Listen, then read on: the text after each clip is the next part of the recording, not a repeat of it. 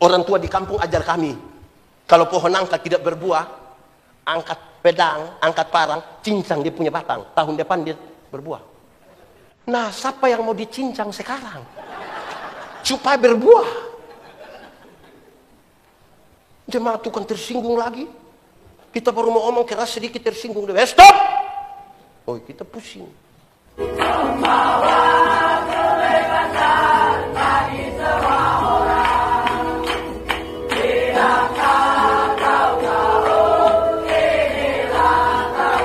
Allah, kami mohon kepadamu, kuatkanlah dan teguhkanlah iman kami, supaya waktu di mana kami belajar firman Tuhan, biarlah ini menjadi waktu paling baik bagi kami.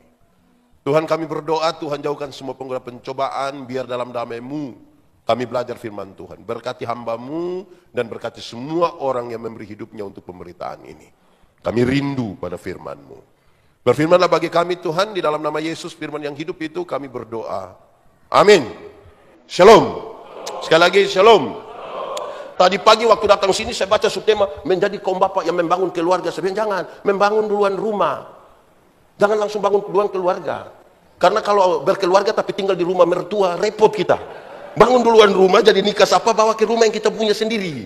Kalau tidak tertekan itu istri dengan dia punya mertua itu. Jadi bangun duluan rumah. Tapi ini kaum bapak sudah ada rumah sendiri toh? Tidak harap warisan lagi.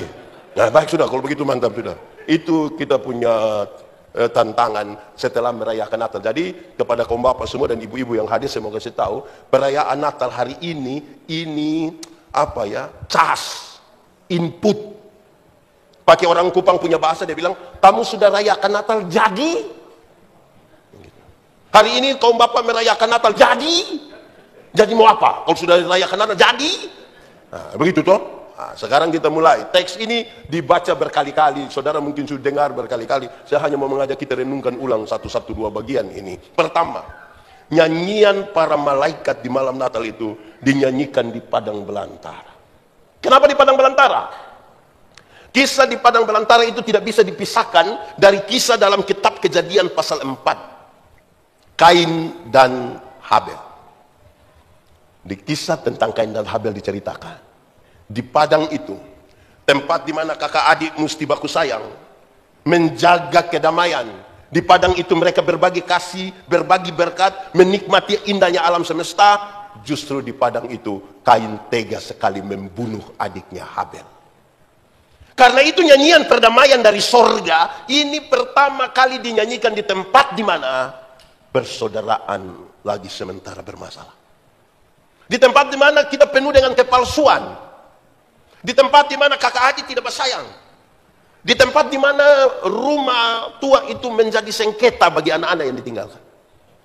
Nyanyian perdamaian dari surga pertama kali dinyanyikan di situ. Pasti pertanyaannya gampang. Ini bapak-bapak dong dengan keluarga aman kah? Ini kalau tidak jawab begini, sudah pasti aman. Dengan ipar-ipar aman?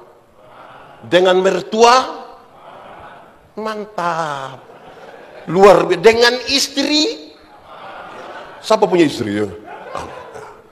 Nyanyian perdamaian dari sorga pertama kali dinyanyikan di situ. Kenapa Kain tega sekali membunuh adiknya Habel? Hanya soal iri hati. Di Pontianak, di Palangkaraya ini ada yang biasa iri hati. Tidak ada.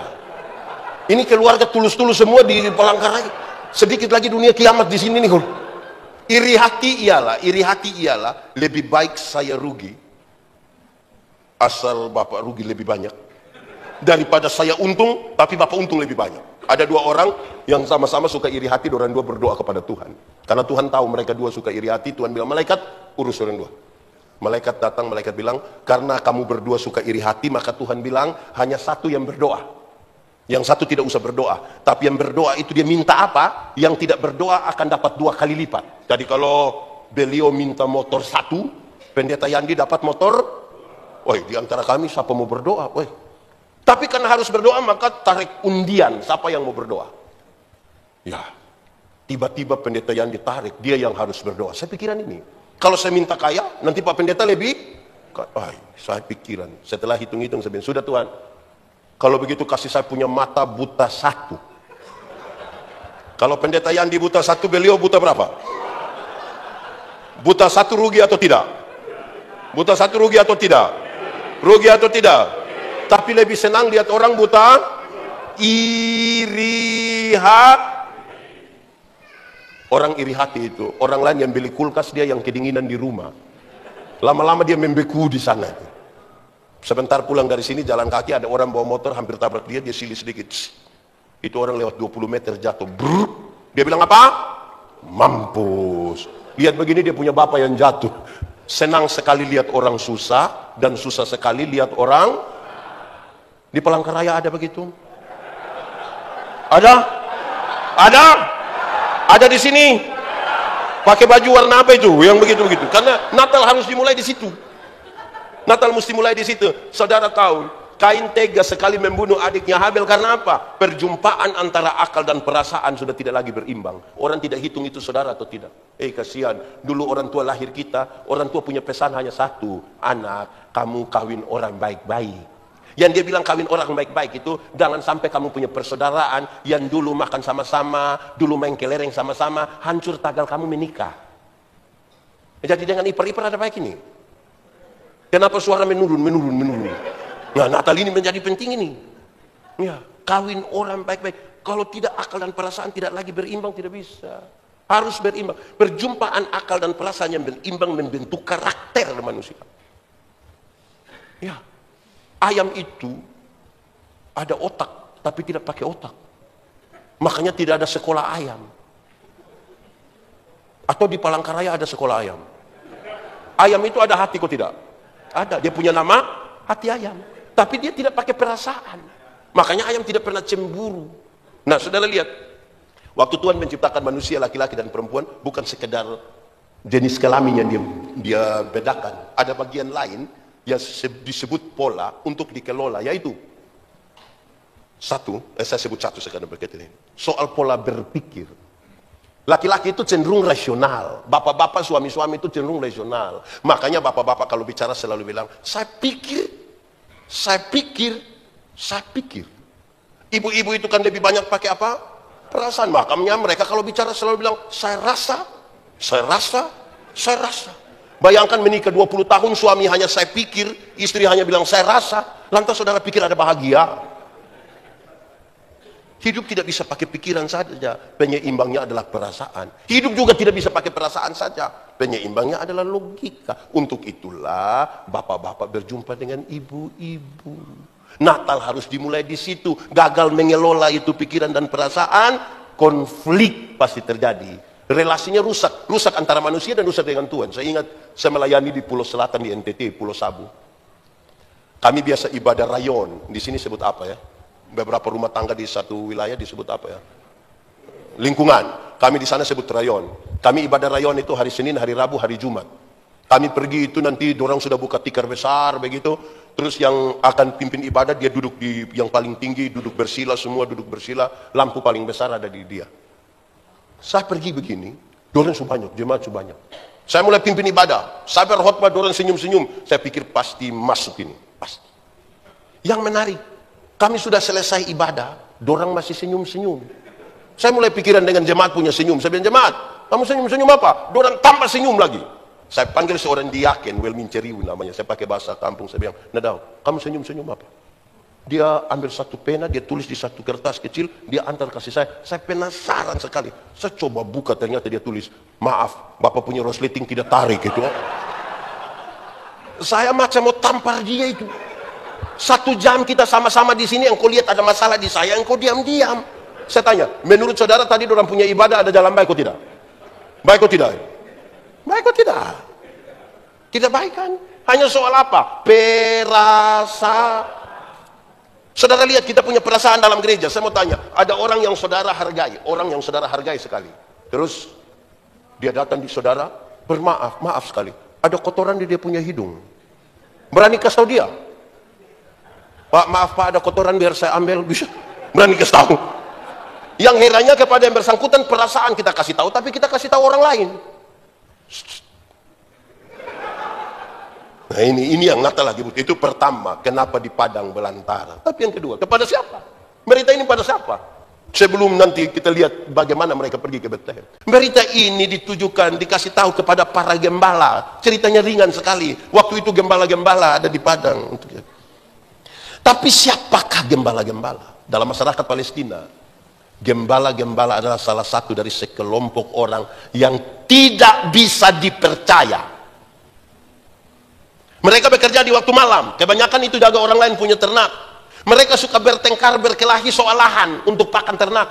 Mereka suka tipu. Berkelahi, tipu dengan apa tadi?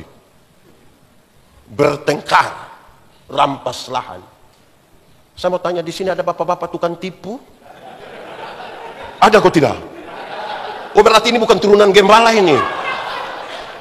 Oh, bapak-bapak di sini jujur-jujur semua. Bapak-bapak orang ini aneh, malas ikut ibadah kaum bapak. Istri bilang, papa ikut ibadah kaum bapak, ikut sedikit, rajin gereja, rajin ibadah sedikit. Kenapa? Oh, setuju lain bapak-bapak. Tapi ada dua tapi. Tapi pertama, orang pergi latihan vokal grup kaum bapak itu sampai jam 2 subuh. Istri telepon, papa belum pulang, ada latihan. Di Palangkaraya ada juga yang latihan sampai lari pagi, itu ada dia. Ini hancur ini. Sudah bagus, sudah latihan, sudah bagus, pulang jam 4. Yang kedua, kalau menyanyi di gereja, kirim duluan anak-anak, lapor kepada pendeta. Pendeta, kaum bapak nanti menyanyi itu setelah firman. Kenapa? Belum lengkap. Betul juga ya, kaum bapak di sini belum lengkap juga. Karena sampai subuh. Yang menarik ada lagi. Habis menyanyi, dia sepulang. Ada juga kaum bapak begitu. Ada di sini dia. Tadi ada menyanyi di depan. Kadang bukan pulang, gayanya mantap sekali. Habis menyanyi, terus misalnya masuk. Baik saudara-saudara, pendeta yang pimpin bilang, kita sama-sama masuk dalam pengakuan iman bersama semua orang percaya pada segala tempat, segala waktu. Mari kita mengikrarkan pengakuan iman kita menurut pengakuan iman rasuli. Woi, bapak-bapak yang tadi menyanyi itu dengan santun sekali, seperti ada kebutuhan khusus.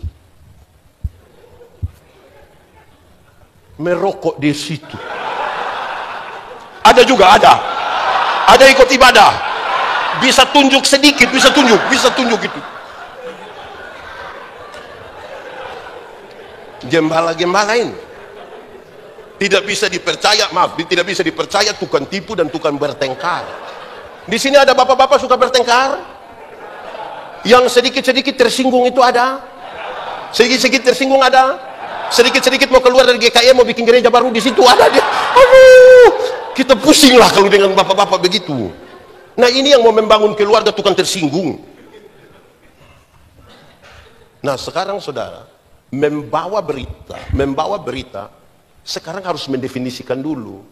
Kabar baik ini akan didefinisikan oleh orang yang tidak bisa dipercaya. Oh, kita mau kasih tahu apa? Saya mau tanya, kalau orang tolong kita terus kita bilang terima kasih, itu baik atau tidak? Baik atau tidak? Mantap? Betul? Amin. Kalau begitu saya mau tanya, ibu-ibu, di sini tidak ada ibu-ibu. Ini anak SMP semua yang ada. Ibu-ibu, siapa punya suami yang pagi-pagi ibu siap sarapan terus suaminya bilang terima kasih sayang? Ada? Ada, boleh angkat tangan? Oh, ada satu, mantap. Bahagia sudah ibu itu rumah tangga. Baik, mantap kita. Ini bapak-bapak ini dengan istri tidak pernah terima kasih, tapi istirahat kantor makan di warung sudah bayar lagi, terima kasih lagi. Kadang-kadang janji itu, mbak besok saya datang lagi ya mbak. Ada juga bapak-bapak begitu. Ada di sini. Itu fam apa dia itu?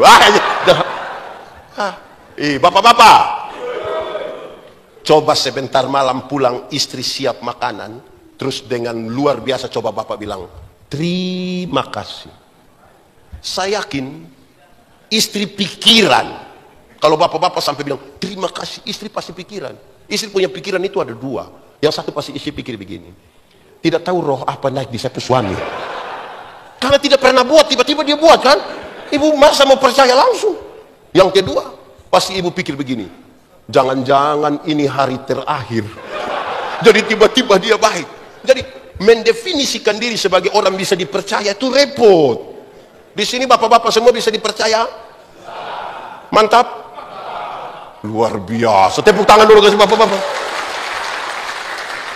Saya kasih contoh, misalnya ada bapak-bapak suka terlambat datang di kantor. Kantor di Palangkaraya biasa masuk jam berapa ya kira-kira? Ya 7.30. Dia biasa terlambat, datang biasa jam 8, setengah 9. Tiba-tiba setengah 7 dia sudah ada. Paling pertama. Saudara pergi lihat itu bapak datang paling tempo. Saudara percaya setelah dia dengar khotbah ini, dia akan pergi besok itu setengah 7. Saudara yang teman kantor bisa langsung percaya? Lihat dia, hei bapak kenapa datang cepat sekali hari ini? Oh, tadi malam saya baru dengar khotbah, saya ingin sekali berubah, saya mau datang. Saudara percaya? Ini dia mau jadi orang baik ini, saudara percaya? Saudara pasti pikir, hari pertama, Jadi mendefinisikan diri sebagai orang percaya, bisa dipercaya itu susah.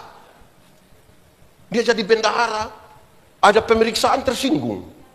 Kau kira saya biasa makan duit? Bapak, kalau benar tidak usah tersinggung, diam-diam saja orang periksa. Kenapa? Itu memang Natal ini memang mesti kasih tahu kita. Itu. Dia orang yang tidak bisa dipercaya. Kepada gembala-gembala.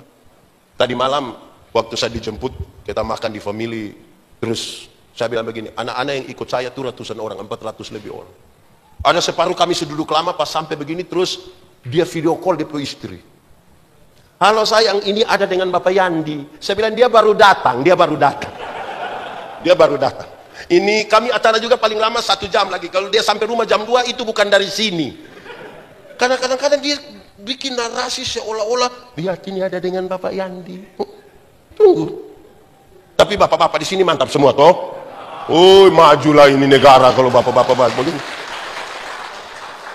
Bapak-bapak itu luar biasa. Nah, saudara-saudara, sudah kepada gembala-gembala, tempatnya di Padang. Sekarang isi beritanya apa? Ada malaikat datang, berdiri di antara gembala-gembala. Berita isi apa? Berita isi 2. Saya simpulkan jadi 2 ya.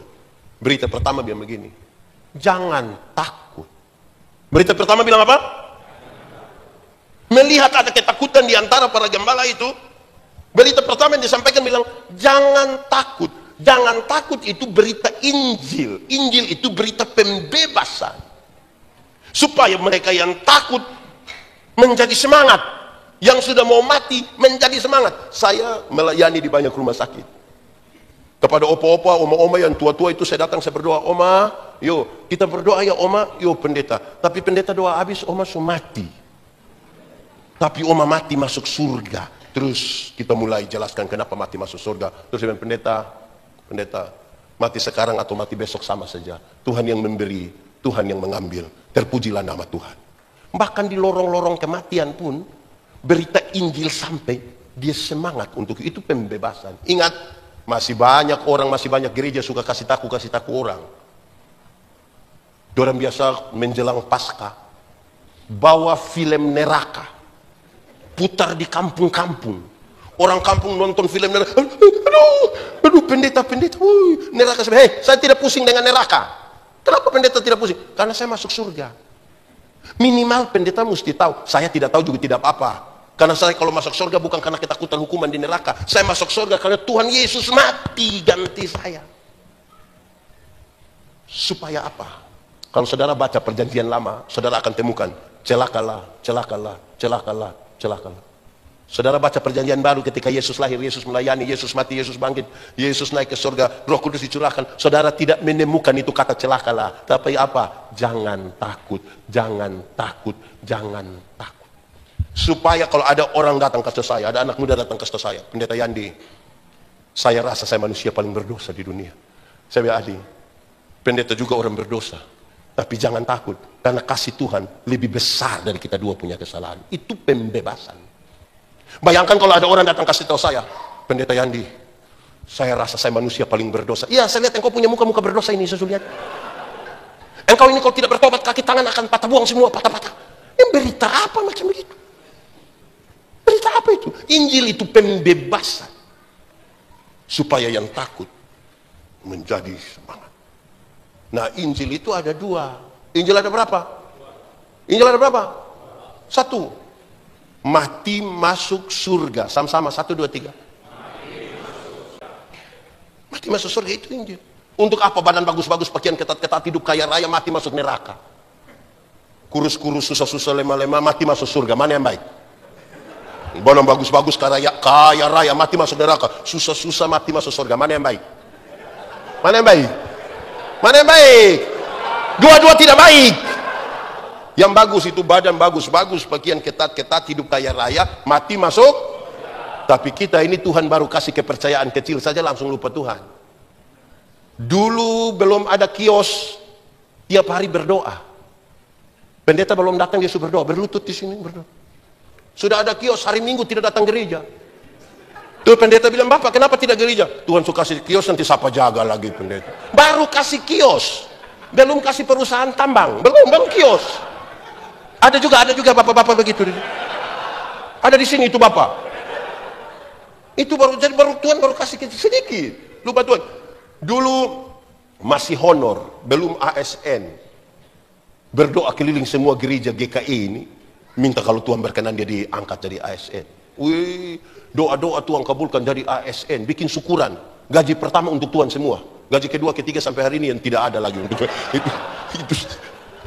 Tapi setelah jadi ASN, sejumlah alasan dia pakai untuk tidak ikut ibadah. Kaum bapak tidak mau melayani. Ada itu bapak begitu di sini. Pemalas ikut ibadah. Kita telepon, Bapak boleh ikut ibadah? Hanya ada satu kata paling sakti di dunia, yaitu sibuk. Oh, orang kalau omong sibuk sekarang itu macam derajat naik sedikit. Jadi dia bicara tuh ekspresif. Bapak tidak ikut. Oh, saya sibuk. Itu macam ada bapak-bapak sibuk sekali. Ada ibadah rumah tangga di rumah, istri telepon, WA, Bapak, majelis jemaat sudah datang. Bapak boleh cepat kita tunggu. Sudah mulai. Papa lagi ada lembur. Bapak tukang tipu. Mau bawa berita ke Bethlehem. Tapi Bapak jujur-jujur semuanya. Ini muka jujur semua ini. Saya lihat ibu-ibu mulai ragu deh bapak-bapak. Ya, itu berita. Injil pertama, mati masuk. Ya. Jangan suka kasih takut. Di sini ada yang biasa kasih takut orang. Saya mau tanya ibu-ibu dulu. Ibu-ibu, kasih makan anak umur 2 tahun gampang atau susah ya? Susah kan? Kan kita kejar-kejar dia, kejar. Sudah setengah jam terus dia punya mama. Ini anak tidak bisa mengerti orang tua sedikit. Anak umur 2 tahun suruh mengerti dia punya mama yang 40. Anak itu kalau tidak mau makan, jangan kasih takut, kasih tahu dia baik-baik. Adek, ayo makan sayang, ayo makan biar sehat. Ini anak tidak mau makan, dia punya mama bilang, makan, itu ada om datang. Wah. Terus itu om datang. Wah. Di sini ada om biasa kasih takut anak kecil. Ada itu om. Ingat, kita sutua anak-anak nanti besar. Dia kasih takut kembali kita. Apa yang kamu tidak mau orang perbuat kepadamu, jangan coba-coba perbuat pada orang. Malam-malam kalau anak-anak kecil belum bisa tidur, jangan kasih takut dia. Kasih tahu dia baik-baik. Adek, bobo sayang, ayo bobo, biar bangun besok pagi itu sehat, badan kuat. Ayo bobo. Adek belum bobo, papa mama bobo duluan nanti. Ayo bobo. Ini anak belum mau tidur, papa mama sepakat kasih mati lampu. Setelah lampu mati, dia punya papa keluar dari pintu belakang menuju jendela kamar. Dengan yakin sekali dia punya papa garuk jendela. Dia punya mama sengaja kaget di dapur. Om, adek sobobo, om. Ini keluarga tipu-tipu. Repot ini keluarga. Jadi Injil itu pembebasan. Tapi itu pertama. Yang kedua, Injil yang kedua. Saudara, surga lebih baik atau dunia lebih baik? Surga lebih baik atau dunia lebih baik? Surga atau dunia? Yakin surga lebih baik? Amin? Mantap? Kalau begitu siapa mau pergi sekarang? Ada yang mau pergi ke surga sekarang? Oi bapak, mantap. Biasa saya tanya orang itu, tidak mungkin semua, ada 1-2 mau pergi, tapi belum bisa pergi karena tidak mungkin bunuh diri toh. Selalu harus ada satu kalimat, yaitu belum waktu Tuhan. Ya. Karena saya percaya Yesus, Tapi belum pergi surga. Masih di Palangkaraya. Ya. Oke, baik, terima kasih, silakan duduk. Oke, tepuk tangan. Yang saya maksudkan begini, kita belum pergi ke surga yang lebih baik dari dunia, tapi tanda-tanda kerajaan sorga sudah mesti terjadi di dunia. Kerajaan itu berbicara tentang pemerintahan Allah. Pemerintahan Allah kalau berlaku di dunia, satu, penuh kasih, penuh keadilan, tidak ada kebodohan, kesehatan diperhatikan, tanda-tanda damai sejahtera ada. Di rumah tempat kita tinggal, di lingkungan tempat kita berada, di lokasi di mana kita bekerja, itu baru kita bilang bersama Kristus. Mau pergi surga sekarang? Terus kita ada di dunia sekarang, lalu ada kasih. Di sini ada suami pukul istri. Koma sedikit saya balik saja. Ibu-ibu yang biasa kena pukul dari suami, coba angkat tangan. Jangan! Berani angkat tangan pulang kena pukul ulang lagi. Nah, saudara-saudara, itulah pembebasan. Di situ tadi kita baca itu nubuatan orang itu, teman-teman kaum bapak baca itu menarik sekali. Ada yang dikutip dari Lukas 4. Roh Tuhan ada padaku. Dia mengurapi aku supaya apa? Pergi dengan orang buta. Pergi kepada mereka yang terpenjara. Kepada mereka yang susah. Kalau itu sudah dilakukan, semua baru boleh katakan tahun rahmat Tuhan sudah datang. Kaum bapak, mantap. Itu beritanya. Setelah berita itu disampaikan, tanda-tandanya kasih tahu, kamu akan berjumpa bla bla bla untuk menjawab itu nubuat. Lalu tiba-tiba tampaklah sejumlah besar bala tentara Allah yang memuji Allah. Katanya, dia bilang, kemuliaan bagi Allah, damai sejahtera di sama-sama 1, 2, 3. Kemuliaan bagi Allah, damai sejahtera di. Nah, ini menarik ini. Ini menarik ini. Ini nyanyian bersama. Tidak boleh ada sesuatu yang melebihi kemuliaan Allah. Seperti apapun hanya Allah yang perlu dimuliakan. Damai di bumi ini ada damai ini. Di rumah damai, macam saudara merenung sekali. Kemuliaan bagi Allah, itu nyanyian bersama. Bukan nyanyian sendiri-sendiri. Menyanyi bersama-sama itu repot. Karena kita janji jam 7, ada yang datang setengah 12. Ini hari satu datang, satu tidak datang. Besok semua satu datang, yang dua tidak datang. Wih, memang mau menyanyi bersama-sama ini repot. Belum lagi kita bagi suara 1, 2, 3 dan belum lagi kalau kita mau menyanyi dia masuk suka duluan-duluan. 3, hai dunia, hai tunggu dulu kita mau nyanyi sama-sama. Kenapa begitu jemaat? Murid Tuhan Yesus itu ada berapa? 12 itu banyak kok sedikit. Banyak kok sedikit 12. Murid yang hanya 12 saja, satu, ada kelompok orang-orang kecil yang itu nelayan-nelayan dari Galilea. Tetapi ada juga orang pejabat seperti Lewi pemungut cukai. Ada orang kecil, ada orang besar. Ada orang muda seperti Yohanes, tapi ada orang tua seperti Yakobus. Ada Lewi pemungut cukai yang cinta dan mengabdi kepada Roma. Tetapi ada Simon orang Selot, seorang anggota partai politik yang anti Roma. Bahkan dia mau bikin revolusi besar-besar lawan Roma. Satu suka Roma, satu tidak suka Roma. Hanya 12 orang saja kita kelola, repot. Karena mau menyanyi sama-sama yang 12 saja repot. Apalagi tadi saya hitung itu 18.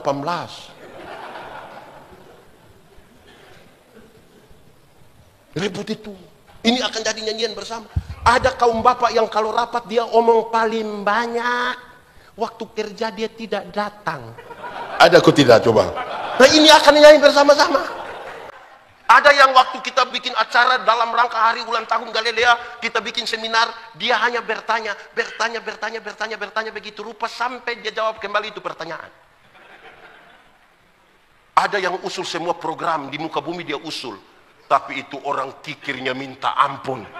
Jangan coba-coba minta sumbangan, jangan.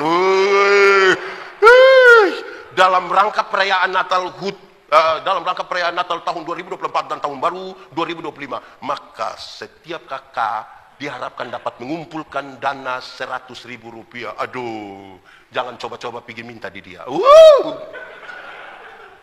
Ada bapak-bapak begitu juga. Ini akan menyanyi bersama-sama ini. Ini akan menyanyi dengan kita ini. Wih, repot juga tuh. Wih. Ada yang pas ibadah dia tidak ada. Pas makan muncul. Ada juga. Ini akan menyanyi bersama-sama. Yang itu nyanyian isinya kemuliaan bagi Allah, damai di. Wih, damai kok kalau saudara lihat begitu damai. Tanggung jawab ini, memang. Itu soalnya di mana? Soal di rumah. Nah, saudara-saudara, itu akan jadi bahan yang serius. Nah, kemuliaan bagi Allah. Tidak boleh ada satu orang pun yang karena kemuliaan tertentu dari dirinya melebihi kemuliaan Allah. Tidak boleh. Hanya Allah yang dipermuliakan. Kami di Gemit, Gereja Masih Injil di Timur. Gereja Masih Injil di Timur itu kurang lebih sama dengan GKI. Setiap 4 tahun kami mutasi. Kalau GKI berapa ya Pak? 8 tahun. Kami setiap 4 tahun mutasi. Ini jemaat ini. Kalau dorang ada suka pendeta, dorang menghadap sinode. Jangan kasih pindah dulu kami punya pendeta. Kenapa? Kami sementara membangun. Oh, dia kepala tukang. Jadi kalau dia pindah pembangunan tidak. Itu kalau ada suka pendeta. Tapi kalau dorang tidak suka, dorang pi sinode, ambil kembali. Pusing kita.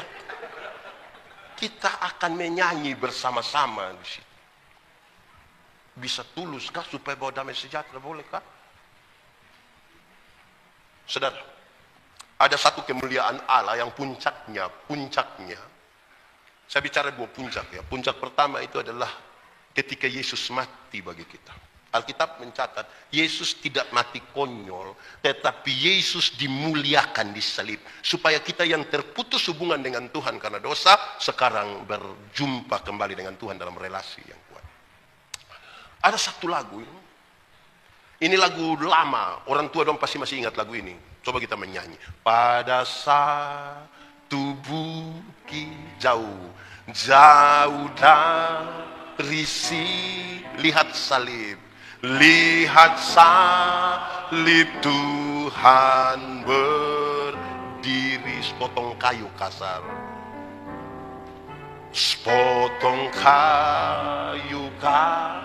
tanda dosa di sana Tuhanku telah mati. Ku datang pada salib itu, ku datang pada salib itu. Ku kenangkan cinta, ku kenangkan cinta Tuhan. Ya ku jatuh pada kakinya, ya ku jatuh pada kakinya. Sanaku dapat ampun dosa. Kenapa banyak bapak-bapak suka bertengkar di rapat-rapat majelis? Kenapa satu pendeta menghujat pendeta yang lain? Kenapa gereja-gereja di Indonesia saling menghakimi satu dengan yang lain? Karena kita lagi bertengkar di luar kemuliaan salib. Orang berusaha membesarkan dirinya, membesarkan organisasinya, dan lupa pada kemuliaan Allah. Siapakah yang berani menatap kemuliaan Allah? Kenapa ada orang sombong di dunia? Karena dilihat ke kiri dan ke kanan. Kalau lihat kiri kanan kan kita bisa lebih hebat dari 1 atau 2 orang. Tapi melihat kepada Kristus, siapa yang berani memandang kepada. Datang pada salib itu kita hanya dengan jujur tertunduk dan hanya bisa katakan, ku datang pada salib itu. Apa yang kita kenal? Ku kenalkan cinta Tuhanku. Ya ku jatuh pada kakinya. Ya ku jatuh pada kakinya. sana ku dapat ampun dosa. Kalau hari ini saudara bertanya kepada Tuhan Yesus, Yesus seperti apakah engkau mengasihi aku? Dia tidak jawab. Hari ini saudara bertanya pada Yesus, Tuhan Yesus seperti apakah engkau mengasihi aku? Dia tidak jawab. Dia merentangkan tangannya di kayu salib dan mati bagi saudara. Tidak boleh ada satu kemuliaan pun di dalam gereja ini yang melebihi. Tidak boleh ada satu orang tua yang sedikit-sedikit bilang, kami dulu waktu tahun 1970. Hah? Ini sudah 2024. Kami dulu.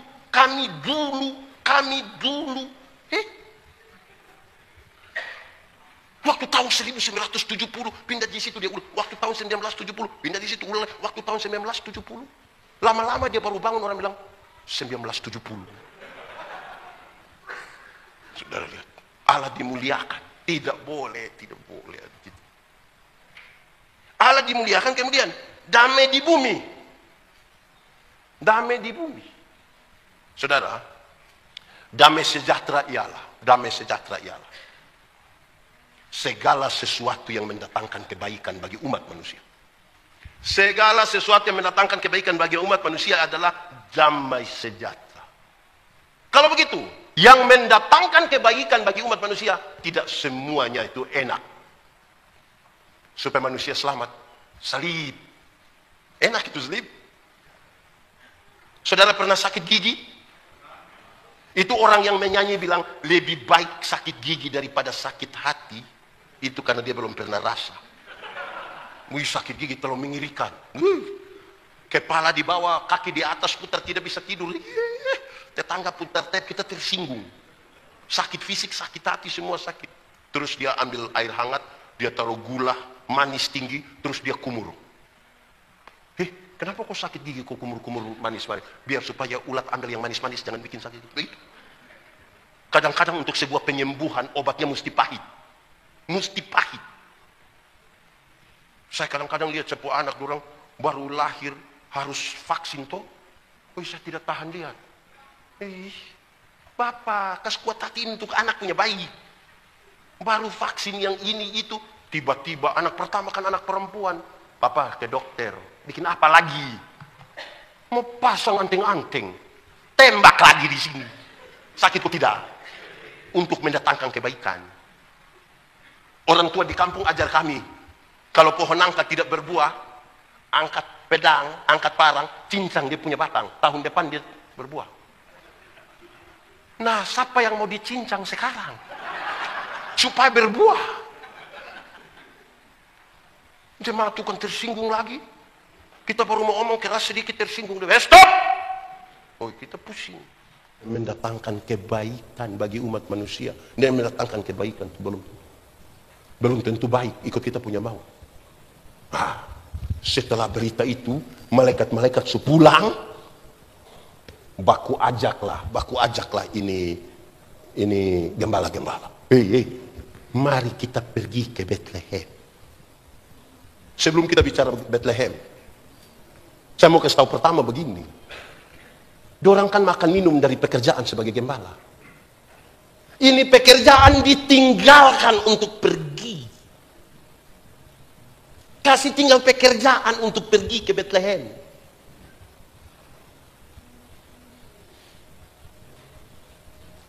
Kalau saya punya video satu beredar luas sekali waktu saya bilang begini, kalau pesta jam 5, ibadah jam 5, pilih. Kalau pesta jam 5, ibadah jam 5, kita pilih mana? Pilih pesta juga tidak apa-apa lah. Jangan terlalu rohani sekali, jangan juga. Pilih ibadah, pilih pesta tidak apa-apa. Yang menjadi soal itu adalah alasan memilih. Bapak, kenapa tidak pergi ke ibadah tapi ke pesta? Pendeta minta maaf. Tuan rumah undang langsung. Kalau tuan rumah undang langsung itu macam perasaan bagaimana? Tuan rumah undang, tapi kalau pendeta Yandi yang tanya jangan jawab begitu. Bapak kenapa tidak ibadah tapi ke pesta? Pendeta Yandi minta maaf, tuan rumah undang langsung. Oh, Bapak mau Tuhan undang langsung? Kita minta Tuhan undang sekarang. Jadi Tuhan ini paling gampang kita abaikan. Paling gampang. Berdoa itu bicara dengan Tuhan. Amin. Betul? Coba ikut ibadah hari Minggu, Pak Pendeta bilang, Bapak Ibu, saudara-saudara, mari kita satu hati dalam doa syafaat. Pas separuh tutup mata begini, ada yang betul, di Galilea ada, di ini resort ada. Dia kaum bapak atau kaum ibu? Kan. Ibu-ibu juga, ibu-ibu ini kalau ibadah di rumah syukuran, pendeta khotbah-khotbah terus pendeta bilang, Bapak Ibu saudara-saudara bersama dengan keluarga kita satu hati dalam doa syukur, dalam doa syafaat. Pas kami mau berdoa, ibu-ibu langsung ke dapur semua. Pakai baku panggil lagi. Mari, mari. Sampai di belakang yang ketua dapur itu bilang kepada ibu-ibu yang di dapur, siap sudah. Sudoa siap. Kuat tadi sok kasih panas. Padahal hanya kacang brenibon. Itu kacang itu memang kacang penuh masalah. Dari zaman Esau Yakub sampai hari ini hanya itu kacang. Hanya itu kacang. Saudara, dengar ini. Tadi siang saya masih bicara sedikit. Tadi pagi. Saudara, bangsa Israel itu kemudian bicara tentang hak kesulungan. Hak kesulungan bangsa Israel itu punya 3 makna. Yang satu yang saya mau bicara kaitan dengan ini. Tapi saya sudah sampaikan 3-3. Satu, hak kesulungan itu berkaitan dengan hak masuk tanah terjanji. Yang kedua, hak untuk menjadi berkat. Tapi yang ketiga berkaitan dengan khotbah hari ini. Yang ketiga, hak kesulungan itu berkaitan dengan hak beribadah kepada Tuhan. Jadi ibadah itu hak, bukan kewajiban. Sampai hari ini kita masih memandang ibadah itu kewajiban. Sehingga orang kalau sekedar menjalankan kewajiban, orang yang hanya jalankan kewajiban kan dia bilang, kok yang penting, pokoknya, yang penting, pokoknya. Karena kewajiban.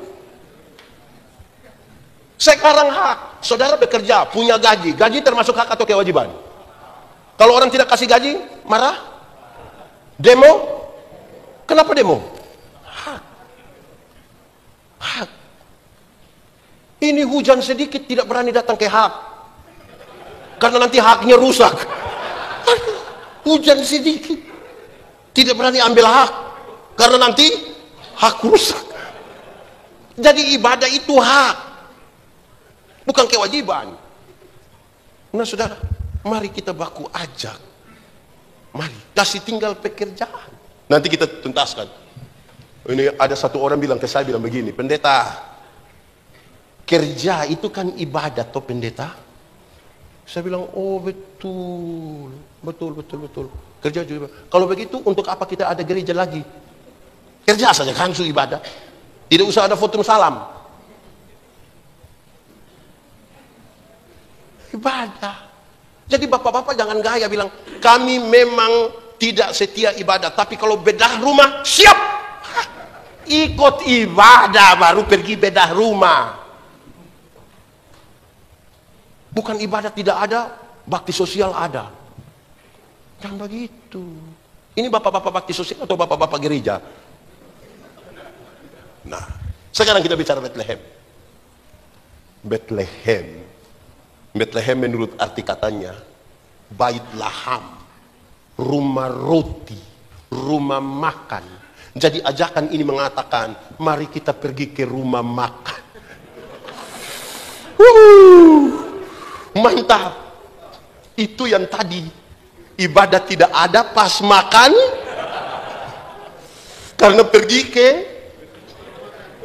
ini juga repot juga. Pusing kita. Saudara, yang saya mau katakan kepada kita tentang bagian ini adalah, di Bethlehem itu ada 2 peristiwa penting. Peristiwa pertama adalah peristiwa pemerintahan. Ada sensus penduduk, di mana Kaisar Agustus mengeluarkan perintah supaya setiap orang mendaftarkan dirinya di kampung asalnya. Kedua, oleh karena perintah itu, maka keluarga-keluarga dari mana-mana termasuk Yusuf dan Maria, mereka mesti pulang ke kampung mereka di Bethlehem. Jadi Natal itu dimulai dengan berkumpulnya keluarga-keluarga akibat maklumat pemerintah. supaya pergi dan mendaftarkan diri, koma, kalau saudara baca ayat 1 sampai ayat 7 dia bilang, kasihan, tidak ada tempat bagi mereka di rumah penginapan. Kenapa? Karena ada banyak orang pulang, penginapan penuh. Sekarang, kalau bilang tidak ada tempat bagi mereka di rumah penginapan, berarti Yusuf ada cek-cek rumah penginapan. Dia ada ketuk di WB situ kah? Halo, ada kamar. Kenapa? Saya punya istri mau melahirkan. Sekarang hanya ada dua kemungkinan. Pertama, penuh. Tapi yang kedua, orang punya tradisi kan menarik. Seorang perempuan yang melahirkan oleh karena lelehan dan darah itu dia akan disebut najis. Dan kalau dia najis, apa saja yang dia sentuh akan menjadi najis. Sekarang kalau dia ada di itu rumah penginapan, jadi najis semua. Pertanyaannya, pilih uang, kan kita kasih sewa rumah toh, ada banyak orang datang toh, dapat uang kan? Tapi tiba-tiba ada satu datang mau bikin najis dan kita tidak terima uang. Pilih mana ya kira-kira ini? Najis bersama-sama dengan Yesus, atau terima uang? Tidak usah jawab, ini renungkan saja, renungkan saja. Kita pikir-pikir sedikit ya. Karena uang ini memang luar biasa di pengaruh. Uang itu tidak masuk dalam daftar kebutuhan primer. Tapi uang memang tidak ada. Bahkan kami ini kadang-kadang diukur dengan uang. Ada orang ini dia kasih persembahan di gereja itu dia bisa lipat tangan. Bapak, kenapa sampai itu tangan begitu? Pendeta, kalau tangan kanan memberi, tangan kiri tidak boleh tahu. Saya bilang amin. Tapi saya tahu Bapak. Bapak tahu apa? 1000. Makanya begini. 100 tidak mungkin begini. Begini. Sudah begini pakai batok lagi. Saya 2 minggu lalu pergi ke Gorontalo. Ada anak-anak kecil umur 7 tahun, perempuan ikut jemput saya. Kami makan siang. Ada yang tidak sekolah? Tidak, mau kepingin jemput pendeta. Oke, ada besar mau jadi apa? Mau jadi pendeta. Mau kaya jangan jadi pendeta. Mau kaya jangan jadi pendeta. Kenapa pendeta bicara begitu? Adek, pendeta-pendeta ini hidup oleh Tuhan melalui persembahan jemaat, adek. Kalau persembahan itu dalam rupa uang yang gambar proklamator warna merah itu jarang masuk. Yang paling banyak masuk itu Patimura. Itu pejuang. Dan kami selamanya akan terus berjuang. Kenapa Patimura pegang dia punya pedang begini? Karena ada yang bisa sama-sama begini sampai hampir-hampir Patimura punya pedang itu patah, adek. Yang saya mau bilang begini, jangan takut akan pemeliharaan Tuhan dalam hidup kita. Jangan terlalu takut. Kok kami juga ada hidup ini? Coba kasih tahu siapa yang paling kaya di Palangkaraya, yang dia bisa satu hari itu makan 715 kali.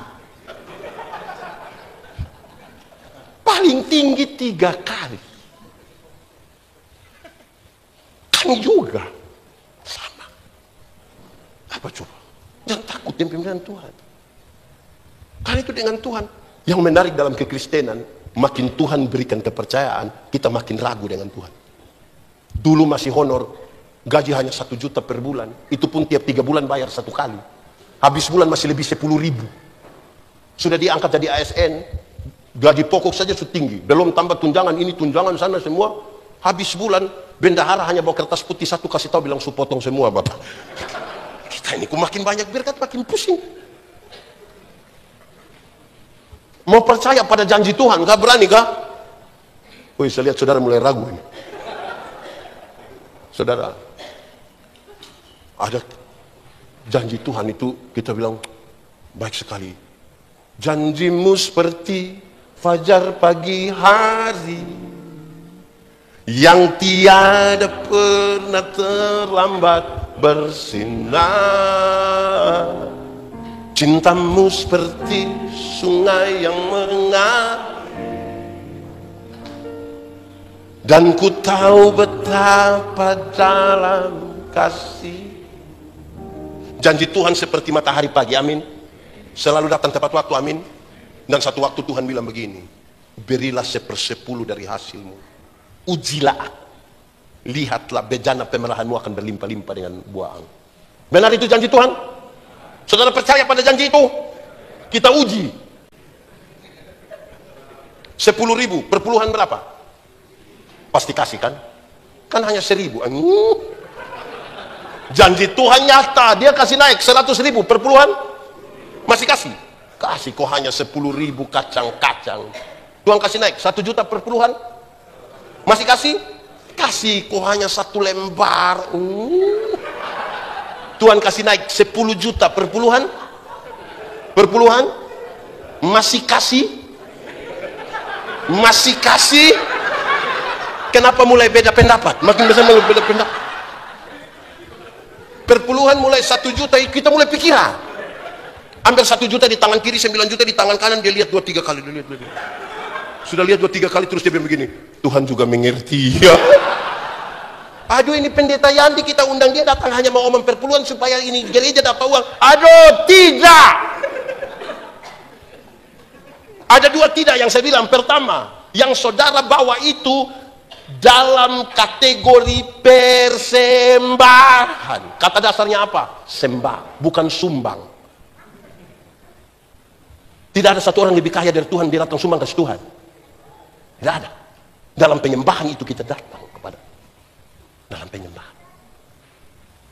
1/10 bukan soal angka, keyakinan. Dan sebuah keyakinan yang kita anggap benar tidak butuh persetujuan. Saya punya keyakinan kok. Sapu istri saya bilang cantik. Saudara mau bilang dia, kok sapu istri saya? Keyakinan. Kenapa untuk istri kita bisa bangun keyakinan, untuk Tuhan kita takut dalam keyakinan? Ini di Bethlehem. Dapat lihat Yesus atau dapat lihat uang? Kenapa lihat saya? Bethlehem. Itu tapi tidak pertama, tidak kedua. Satu-satu yang Yesus diberi pertanyaan ini. Pertanyaannya gampang, risikonya berat. Boleh membayar pajak kepada kaisar atau tidak? Kalau Yesus bilang boleh bayar pajak kepada kaisar, ribuan orang pengikut Yesus akan meninggalkan Yesus karena pajak terlalu mahal. Tapi kalau Tuhan Yesus bilang tidak boleh bayar pajak kepada kaisar, maka dia dianggap memprovokasi masyarakat untuk melawan pemerintah. Pasti dia ditangkap. Tuhan Yesus bilang begini, tunjukkanlah koin untuk pembayaran pajak itu. Dong kasih. Tuhan Yesus tanya, gambar dan tulisan siapa ini? Kaisar. Berikan kepada kaisar apa yang wajib kamu berikan pada kaisar. Tapi berikan pada Tuhan apa yang wajib kamu berikan pada Tuhan. Ini bukan soal perpuluhan. Ini bukan soal persembahan. Sebentar saudara bawa. Gambar dan tulisan siapa ini? Kaisar. Karena pada mata uang ini ada gambar dan tulisan kaisar, berikan pada kaisar.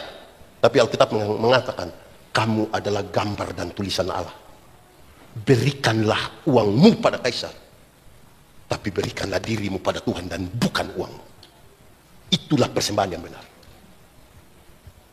Supaya jangan ada orang kaum bapak bilang, pendeta, saya ini tidak pergi ke gereja, tapi saya punya persembahan ada pergi. Di surga tidak ada kios jual Indomie. Kita tidak kumpul uang di. Dari persembahan itu yang saudara wakilkan dalam rupa uang, karena mau datang berjumpa dengan Yesus, tolong diatur baik-baik. Tidak usah lama-lama sebagainya. Kalau ada waktu baik, tolong taruh di amplop, doakan. Bukan perasaan dan teman di sebelah boleh isi. Pendeta Yandi ini pernah alami satu hal yang saya tidak berani lagi. Saya pergi ke satu tempat, turun pesawat, harus langsung pimpin ibadah. Teman-teman pendeta yang jemput bilang, pendeta, kita tidak bisa singgah lagi di penginapan. Langsung pakai toga pimpin. Wah, pendeta Yandi. Bagian persembahan isi, beres. Turun habis ibadah, kami duduk minum kopi. Saya kasih masuk tamu gini. Ada apa ini? Uang. Bukankah tadi saya suka kasih persembahan? Ini uang persembahan yang tadi. Lalu yang saya isi tadi apa? Saya mulai pikir-pikir tadi apa ya yang saya isi. Ternyata saudara, yang saya isi itu boarding pass. Ada tulis lengkap-lengkap saya pun nama. Ada STH lagi di belakang. Aduh. Tolong siap baik-baik, tolong siap baik-baik dari rumah. Tolong. Kita mau ke Bethlehem. Nah, kalimat ajakan. Saya perlahan-lahan bicara Bethlehem. Saya tambah waktu mungkin 10 menit ya, saudara. Habis ini kita makan. Seadanya ini.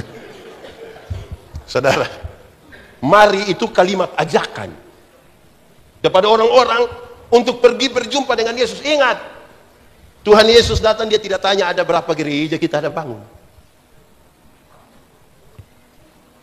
Dia tidak tanya itu. Dia bertanya dengan sangat ringan, ada berapa jiwa kita ada bawa datang pada Tuhan.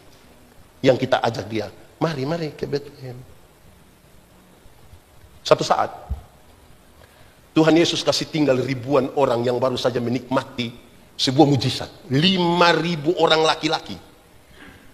Hanya 5 roti dan 2 ikan. Woi, dorang cerita, lebih berapa bakul? 12. Kenapa lebih? Oh, tidak ada yang bungkus. Di sini, hati-hati. Kita mati dengan kesan. Kita mati dengan kesan. Pendeta Yandi kalau mati, orang akan bilang, oh itu pendeta yang kepala botak itu. Aduh, dia sudah mati, aduh. Kalau ada orang yang cerewet satu mati, kita bilang, itu yang cerewet, saya teman-teman cerewet. Kalau ada orang yang rapi sekali meninggal, kita bilang, itu orang terlalu rapi. Kalau ada orang yang disiplin waktu, kita bilang, oh itu orang terlalu disiplin. Nah kalau yang mati itu suka bungkus makanan, orang kira-kira bilang apa? Kita tanya pendeta, bilang, yang mana ya? Itu pendeta itu. Yang mana? Pasti pendeta tahu. Siapa itu? Itu yang biasa bungkus-bungkus makanan. Waduh. Wih, ini juga bahaya nih. Tapi itu kalau jemaat, Kalau kami pendeta ini caranya lebih soft dan elegan. Saya. Ini pendeta jadi. Ini saya. Kalau saya lebih elegan. Pendeta Yandi punya anak bungsu nama Jonathan, umur 8 tahun. Pendeta kalau pergi ke acara-acara, terus pendeta lihat ini daging. Pendeta suka. Pendeta mendekat. Dan pendeta akan bilang, Jonathan paling suka ini. Waktu bilang Jonathan paling suka ini, Tuhan dan nyonya rumahnya begini. Langsung ada di rumah. Itu pasti pendeta pas mati kita tanya yang mana? Itu yang bilang Jonathan paling suka.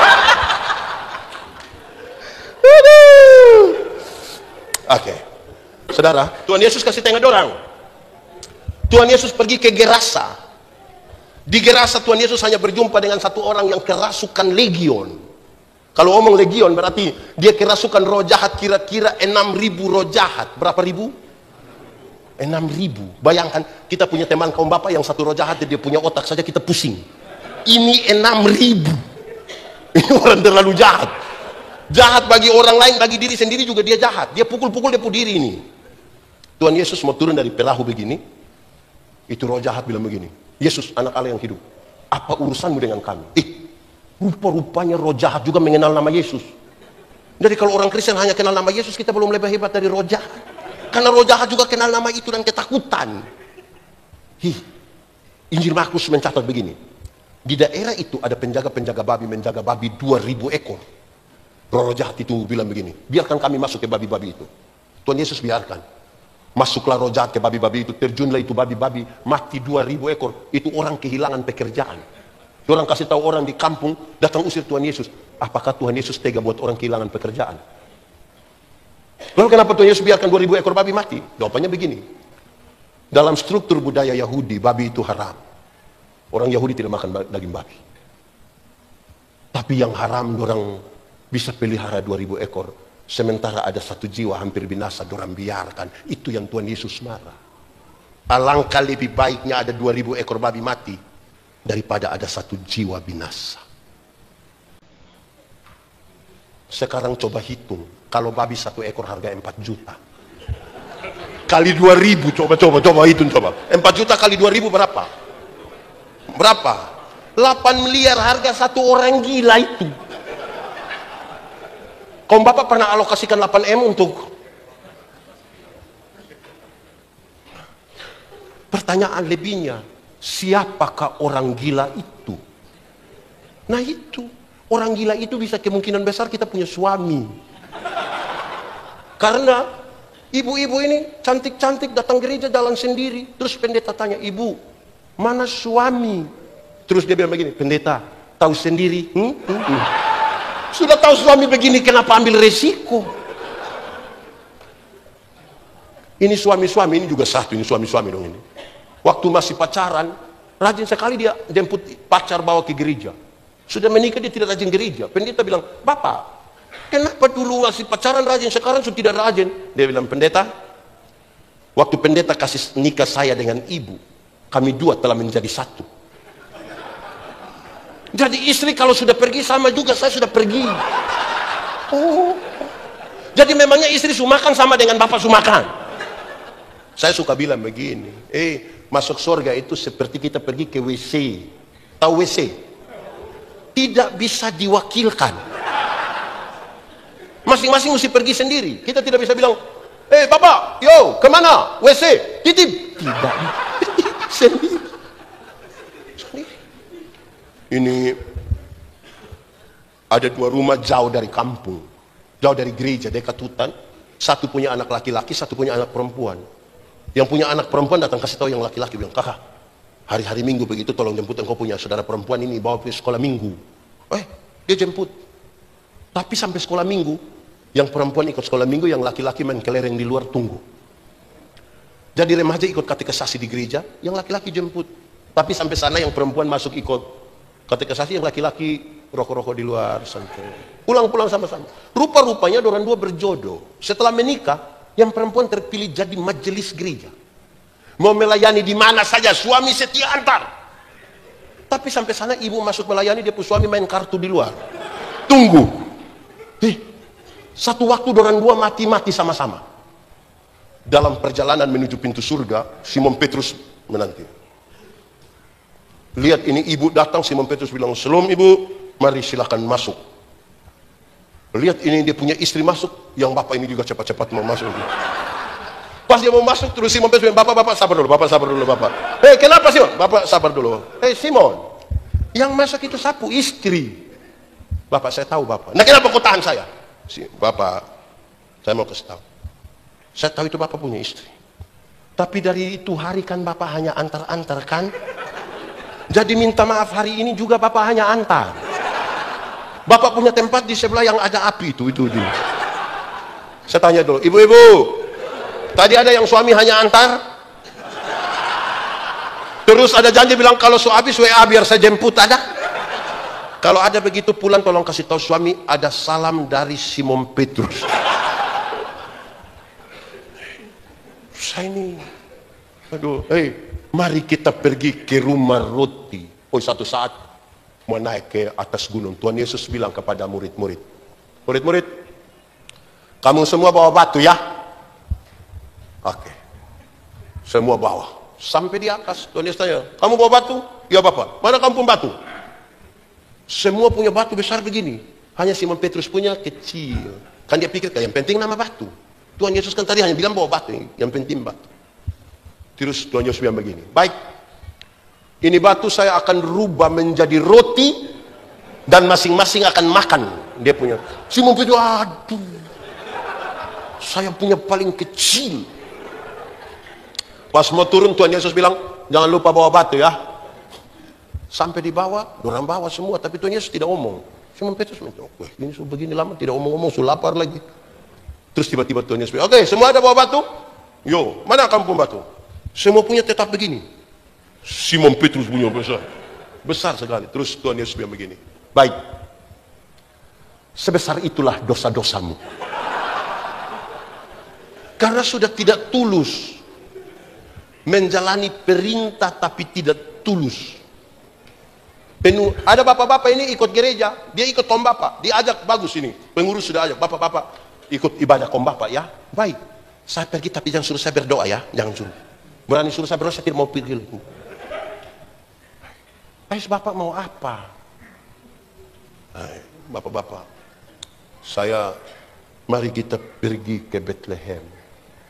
Di situ ada tugas pemerintah, di situ ada berkumpul keluarga-keluarga. Jangan sampai kita cinta kerja sampai lupa keluarga dan lupa Tuhan. Jangan sampai terlalu cinta keluarga sampai lupa Tuhan, lupa kerja. Dua-dua mesti jalan. Karena kepada satu Tuhan yang sama kita berjanji menjadi suami yang setia. Tapi kita juga berjanji menjalankan tanggung jawab.